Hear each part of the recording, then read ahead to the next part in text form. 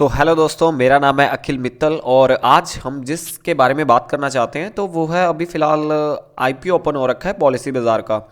तो मैं आपको सीधा उसके लेके चलता हूँ कि कैसी आज की डेट में इसकी कंडीशन चल रही है अभी फ़िलहाल।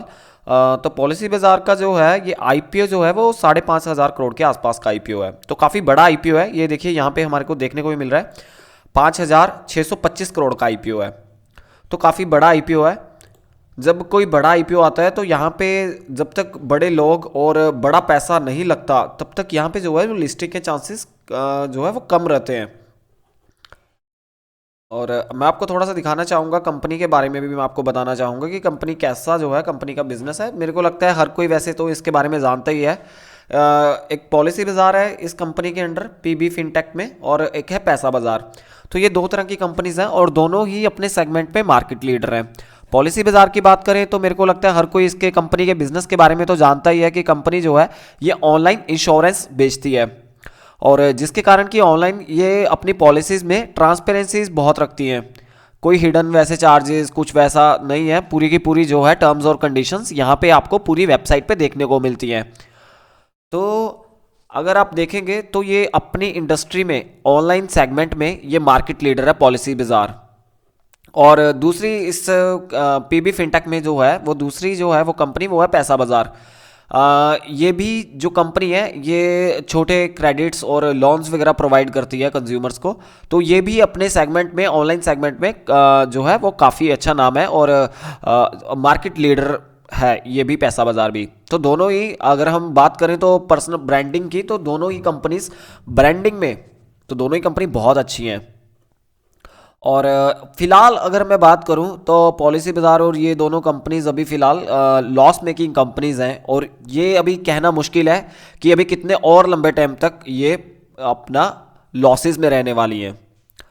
नो डाउट कि कंपनी काफ़ी बड़ी है। कंपनी देखिए यहाँ पे अगर मैं आपको बताऊं तो डिजिटल इंश्योरेंस मार्केट प्लेस में देखिए यहाँ पे 90+ जो है मार्केट शेयर है इस कंपनी के पास।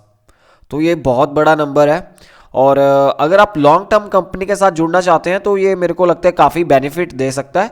शॉर्ट टर्म में अगर आप लिस्टिंग गेन के लिए यहाँ पे पैसा लगाना चाहते हैं तो यहाँ पे जो है वो मे भी थोड़ा रिस्की हो सकता है। इसके लिए आप थोड़ा सा अपने एनालाइज भी कर सकते हैं। मैं आपको फिलहाल अभी कंपनी की अभी 2 दिन हो चुके हैं। आज फिलहाल 11 सॉरी आज फिलहाल 2 तारीख है और ये कल 3 नवंबर तक ओपन रहेगा। तो फिलहाल अभी जो है वो बिड्स भी लग चुकी हैं कुछ। तो देखिए यहाँ पे अभी मैं आपको कोटा दिखा देता हूँ अभी कितना कितना कोटा किसका है। देखिए आरआरआई का ही अभी जो है वो 2 के आसपास भरा है और केयूआईबी का भी 2 के आसपास भरा है।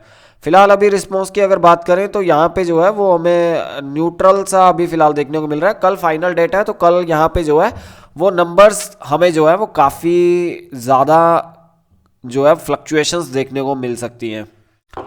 तो फिलहाल अभी तक तो इतना ज़्यादा जो है हमें यहाँ पे रिस्पांस देखने को नहीं मिला। और बड़ा आईपीओ है तो यहाँ पे जब तक बड़े इंस्टीट्यूशनल इन्वेस्टर्स और बड़े केयूआईबीज एनआईआई ये जब तक पैसा नहीं डालते तब तक मैं यहाँ पे कंफर्टेबल नहीं हूँ इस कंपनी में लिस्टिंग गेन के लिए एटलीस्ट यहाँ पे लगाने के लिए। अभी देखिए यहाँ पे लिखा भी आ रहा है सिर्फ अभी 1.5 टाइम्स हुआ है सिर्फ फिलहाल अभी 2 नवंबर। अभी आज का दिन जो है वो क्लोज होने पे ही है। 5 बजे तक की जो है वो बिड्स लगती हैं और अभी जो है वो 4 बज के 4:45 के आसपास का टाइम हो चुका है। तो फिलहाल अभी जो है वो इतना अच्छा रिस्पॉन्स नहीं देखने को मिला। कल लास्ट डेट है और कल देखते हैं कि कंपनी जो है वो कैसा परफॉर्म यहाँ पे हमें करती हुई दिखाई देगी। फिलहाल अगर हम ग्रे मार्केट प्राइस की भी बात करें तो कंपनी का ग्रे मार्केट प्राइस में भी जो है वो कुछ खास अच्छा यहाँ पे हमें देखने को नहीं मिल रहा। 10 से 15% के आसपास को देखने को मिल रहा है। तो ये पोजीशंस जो है वो मेरे को ज़्यादा कंफर्टेबल नहीं करती है कि मैं किसी आईपीओ में यहाँ पे इन्वेस्ट करूँ। हाँ, हालांकि यहाँ पे अगर मेरे को कल यहाँ पे अपने को 40 या 50 टाइम्स अगर देखने को मिलता है तो वहाँ पे जो है हम कंफर्टेबल जोन में आ जाते हैं, क्योंकि पुराना प्रीवियस रिकॉर्ड्स भी जो है वो यही देखने को मिला है। तो फिलहाल इस आईपीओ की अगर हम यही बात करते हैं पीबी फिनटेक में, जो कि रिस्क के इन्वेस्टर्स हैं जो रिस्क लेना जानते हैं तो वो सिर्फ यहाँ पे इन्वेस्ट कर सकते हैं। फिलहाल अभी कंपनी जो है वो लॉस मेकिंग चल रही है और इस वजह से हम इसकी रेशो एनालिसिस नहीं कर पाएंगे यहाँ पे कि पीबी रेशो कितनी है, पीई रेशो कितनी है ना, पीबी तो हम कर पाएंगे और PE ratio price to earning ratio हमें यहाँ पे पता नहीं लगेगी, क्योंकि अर्निंग्स फिलहाल अभी कंपनी की नेगेटिव में चल रही हैं। तो ये जो है हमारे पास छोटी सी प्रेजेंटेशन है कंपनी को लेके, कंपनी के बिजनेस को लेके। तो यहाँ पे अगर आप देखेंगे, अभी मैं फिलहाल आपका सिर्फ ध्यान फाइनेंशियल हाइलाइट्स पे लेके जाना चाहूँगा। आप यहाँ पे देखिए रेवेन्यू फ्रॉम ऑपरेशंस, जो कि 2019 में कंपनी के 500 करोड़ के आसपास का था। अभी फिलहाल जो है वो हमें 2021 के फाइनेंशियल ईयर में, फिलहाल इस वाले करंट जो फाइनेंशियल ईयर चल रहा है, तो यहाँ पे हमें ये अराउंड 900 करोड़ के आसपास का पहुँचते हुए दिखाई दे रहा है। नो डाउट पिछले 3 साल में कंपनी ने फिलहाल डबल डिजिट में, डबल टाइम्स आसपास अराउंड हम बोल सकते हैं कि 500 से 900 करोड़ के आसपास पहुंच चुकी है। तो काफ़ी अच्छी ग्रोथ की है। और अगर हम यहाँ पे अगर आप बॉटम लाइन देखें कंपनी की, तो लॉस जो है वो फिलहाल पहले 2 साल पहले 2019 का फाइनेंशियल ईयर था, तो वहाँ पे हमें जो 350 करोड़ का जो है लॉस देखने को मिला। ये ब्रैकेट्स में जो टर्म्स डाल रखी हैं ये सारी हमारी प्रेजेंटेशन में ये नेगेटिव टर्म्स हैं, यानी कि ये लॉस में है, ये नेगेटिव में है। नेट प्रॉफिट यहाँ पे हमें नेगेटिव में 150 दिखाई दे रहा है, तो यानी कि 150 रुपये का इस फाइनेंशियल ईयर में भी हमें लॉस देखने को मिला है।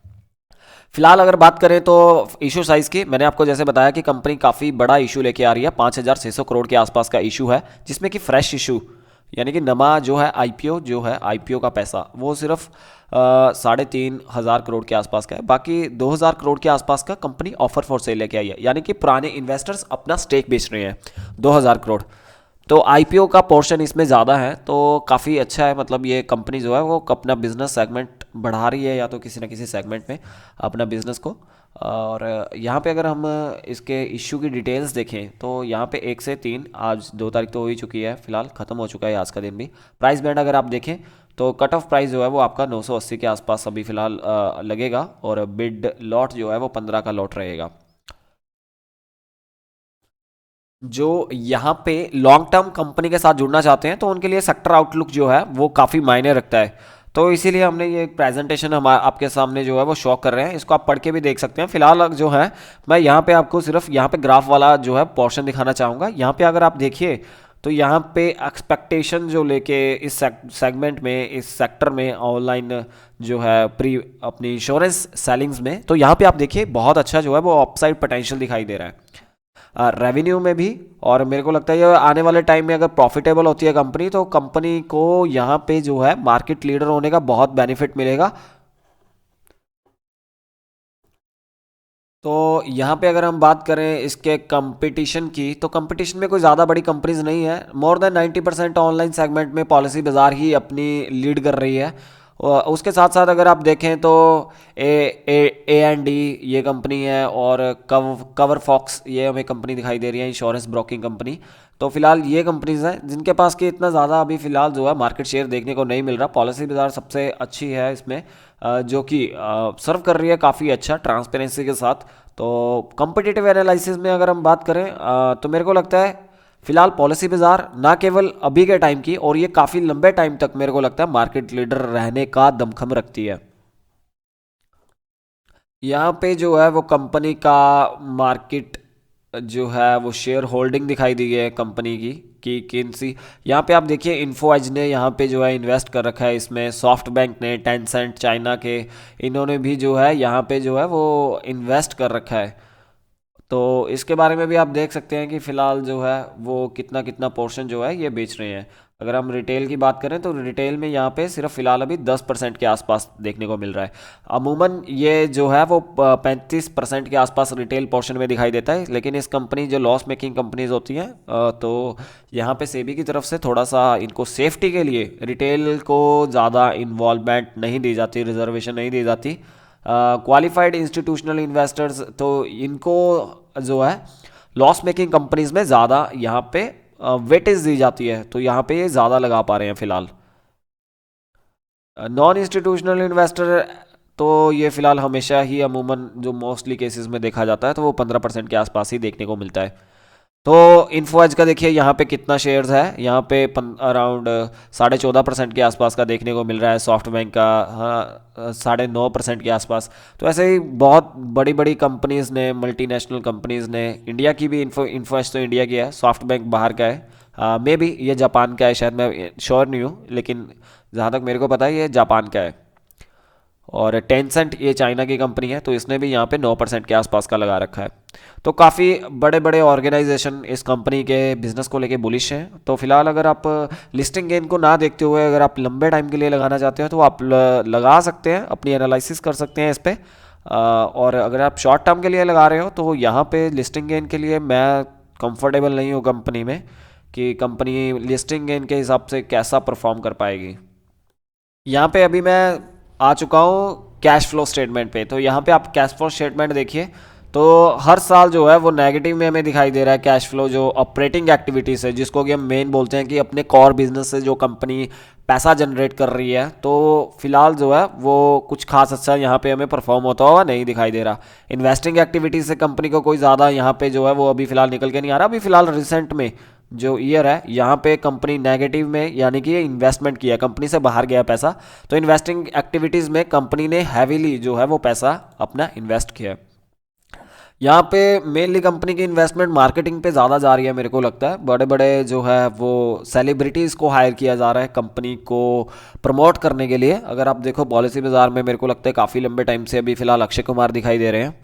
तो ऐसे ही जितने भी ये काम कर रहे हैं फ़िलहाल अभी काफ़ी ज़्यादा ये एडवर्टाइजिंग पे जो इनकी कॉस्टिंग लग रही है, ना केवल कॉस्टिंग लग रही है लेकिन इसका रिजल्ट भी देखने को मिल रहा है हमको। कंपनी जो है वो 90% के आसपास जो है वो मार्केट शेयर रखती है। तो ये काफ़ी बड़ा नंबर हो जाता है आज के टाइम पे। और क्योंकि यहाँ पे एंट्री कोई बैरियर नहीं रहता ज़्यादा अगर आप ऑनलाइन काम कर रहे हो। फिलहाल अभी तो गवर्नमेंट इस चीज़ को सपोर्ट कर रही है। आने वाले टाइम में ये भी एक रिस्क फैक्टर हो सकता है कि पॉलिसीज़ में ऑनलाइन इंश्योरेंस बेचने को लेके इंडियन गवर्नमेंट अगर कुछ अपना बदलाव करती है पॉलिसीज़ में, तो क्या यहाँ पे देखने को मिलेगा क्या नहीं, तो उसके बारे में अभी फ़िलहाल कहा नहीं जा सकता इस बारे में।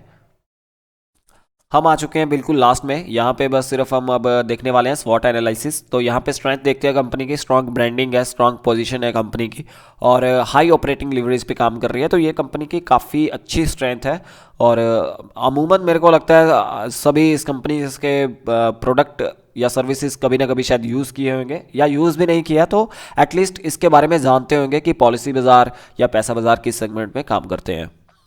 अपॉर्चुनिटी फ़िलहाल यही है कि एक्सपैंड ये काफ़ी अच्छा कर सकते हैं। अभी भी फ़िलहाल जो है पेनिट्रेशन काफ़ी ज़्यादा है ऑनलाइन सेगमेंट में, इंश्योरेंस बेचने को लेके और ऑनलाइन ये क्रेडिट्स लोन्स देने को लेके।